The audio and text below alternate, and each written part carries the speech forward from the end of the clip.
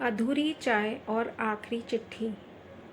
पहाड़ों की गोद में बसे एक छोटे से गांव के पुराने मकान की बालकनी में शारदा जी हर शाम एक रस्म निभाती थीं।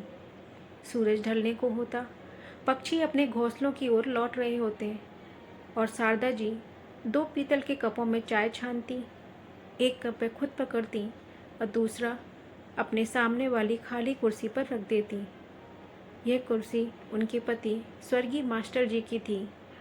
गांव वाले कहते शारदा जी पागल हो गई हैं, दीवार से बातें करती हैं। पर शारदा जी जानती थीं कि उस खाली कुर्सी पर यादों का बसेरा है। उनका बेटा अमित, जो अब शहर में एक बड़ा बिजनेसमैन बन चुका था, साल में एक बार अपनी महंगी कार लेकर आता, पर उसका मन हमेशा अपनी घड़ी पर रहता। इस बार जब अमित आया तो वह गांव की धूल और अपनी माँ की सादगी से कुछ ज़्यादा ही परेशान था। घर में घुसते ही उसने पुराने पीतल के बर्तनों को देखा और नाक से कोड़ ली। शारदा जी ने बड़े चाव से चाय बनाई। बैठ अमित, आज बड़ी अच्छी अदरक वाली चाय बनाई है, जैसे तेरे बाबूजी को पसंद थी। अमित झल्ला उठा। माँ, फिर वही पुरानी बातें।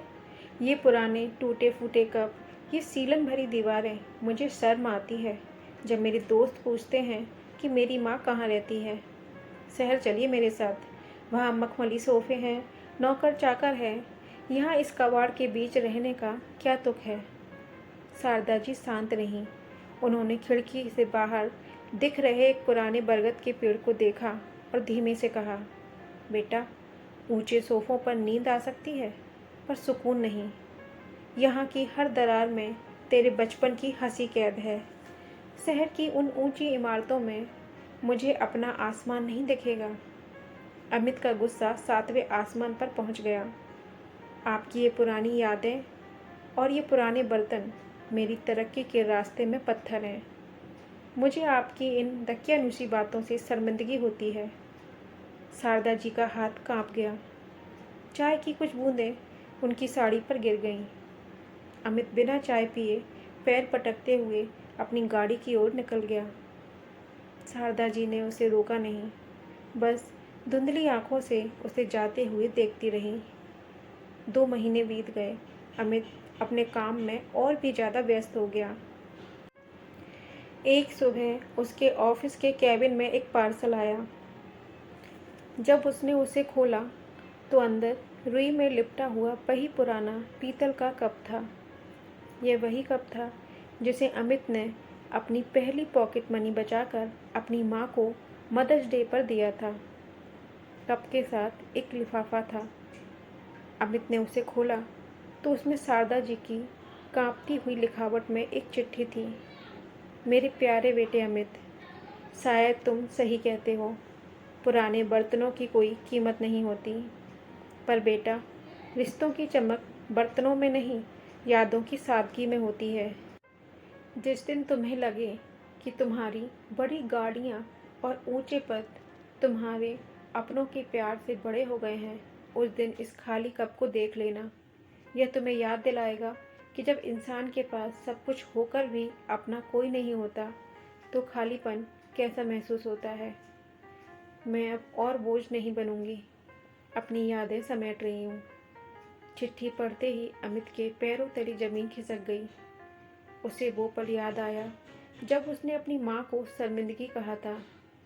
उसने तुरंत अपनी माँ को फ़ोन लगाया, पर फ़ोन बंद था।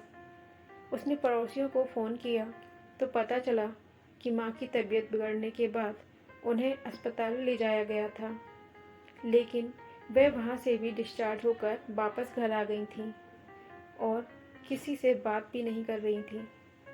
अमित ने अपनी मीटिंग रद्द की और पागलों की तरह गाड़ी चलाकर गांव की ओर भागा। पूरे रास्ते उसकी आंखों के सामने वही 2 चाय के कप घूम रहे थे। जब वह घर पहुंचा तो देखा कि बालकनी में शारदा जी वैसे ही बैठी थी, पर इस बार उनके सामने सिर्फ एक ही कप था। वह दूसरा कप तो अमित के पास था। अमित दौड़कर उनके पैरों में गिर पड़ा। उसकी आंखों से आंसू रुक नहीं रहे थे। माँ, मुझे माफ़ कर दो। मैं भूल गया था कि मेरी पहचान इस आलीशान दुनिया से नहीं, आपसे है। मुझे ये शहर, ये तरक्की कुछ नहीं चाहिए अगर उसमें आप नहीं हो। शारदा जी ने कांपते हाथों से अपने बेटे का सिर सहलाया। अमित ने अपने बैग से वह पीतल का कप निकाला और माँ के सामने रख दिया। उसने कहा, माँ, आज चाय मैं बनाऊंगा और अब से हर शाम हम दोनों यहाँ बैठकर ये चाय पियेंगे। शारदा जी की आंखों में खुशी के आंसू थे। उस दिन न सिर्फ वो चाय की प्याली भरी, बल्कि सालों से खाली पड़ा एक रिश्ता भी फिर से जी उठा।